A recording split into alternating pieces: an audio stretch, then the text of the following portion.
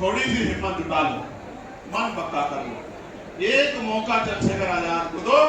अगर दोबारा किसी नेता की जरूरत पड़ जाए तब फिर मुझे कहना। ट्रांसफर करने की पावर, ना पोस्टिंग करने की पावर, ना नौकरी देने की पावर, ना रोजगार देने की पावर, ना जुर्म जाति रोकने की पावर।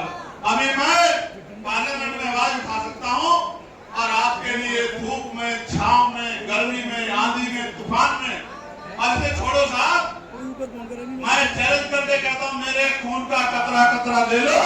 अगर मेरे खून के बहने से आपको सम्मान का जीवन मिलता है, बाबा साहब का सपना पूरा होता है, तो खून का कतरा कतरा भी आपके लिए निछावर करने के लिए तैयार। क्या मुझे और कोई परीक्षा देनी है? अपने दिल में हाथ रख के बताओ, क्या और कोई परीक्षा देनी है मुझे? तो सिर्फ नारे लगाने से काम नहीं चलेगा। जब तक आप बूथ कमेटी नहीं बनाओगे, भाईचारा कमेटी नहीं बनाओगे, अनुशासन पैदा नहीं करोगे, इसलिए हर पटल पे हमें काम करना है।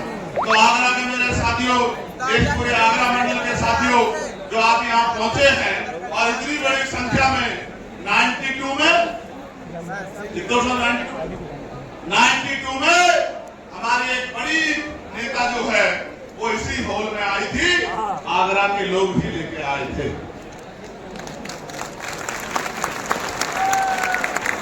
अब उनको आप 92 में इस हॉल में लेके आए, फिर आपने उनको ताकत भी दी। अब मैं आपसे पूछना चाहता हूँ, इस हॉल में तो मुझे ले आए हो, ताकत दोगे नहीं दोगे ये भी बताओ। देखो इस तरह समझो, इस तरह समझो, क्रिकेट देखते हो नहीं देखते हो?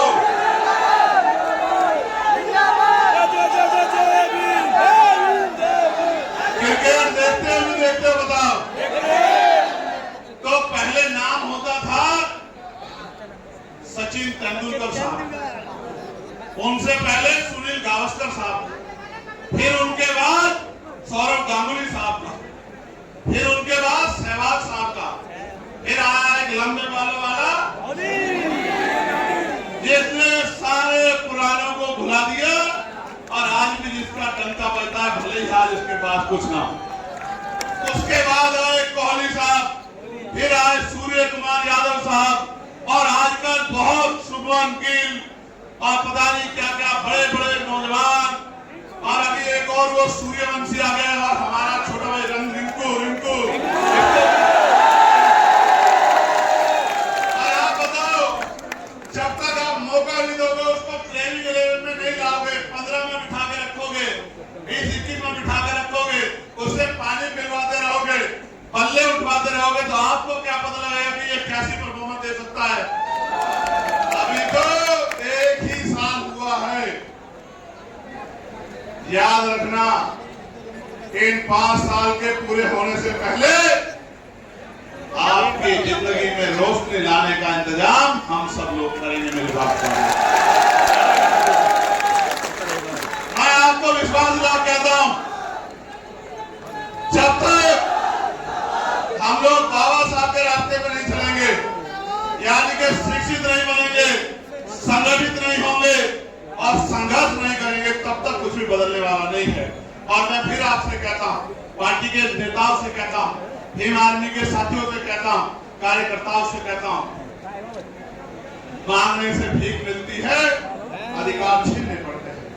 अगर छीनना चाहते हो अधिकार, तो जिस तरह से पेट पालने के लिए 8 घंटे काम करते हो, रोज पार्टी को आगे बढ़ाने के लिए भी 2 घंटे घंटा काम करो, क्योंकि आदमी भूखा तो रह सकता है लेकिन अपमानित होकर नहीं रह सकता। इस बात को भी समझने का प्रयास करो।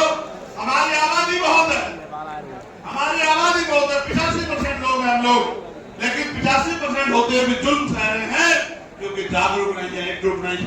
जैसे मुस्लिम समाज की आबादी 20% के लगभग है, फिर भी रोज धार्मिक नारे लगाओ वरना मार खाओ, रोज धार्मिक नारे लगाओ वरना मार खाओ। और विवाद कश्मीर में हुआ, आतंकवाद के खिलाफ पूरा देश खड़ा था, लेकिन सरकार के लोगों ने यहाँ भी मुस्लिम भाइयों को पीटने का, परेशान करने का काम किया। और ये बेचारे उन नेताओं की तरफ देखते हैं जिनको आगे बढ़ाते आए, ताकत देते हैं, कुर्सी बिठाते आए, और वो नेता तरफ देखते हैं और वो दूसरी तरफ देखते हैं।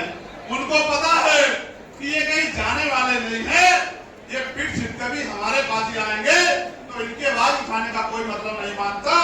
मैं इनको कहना चाहता हूं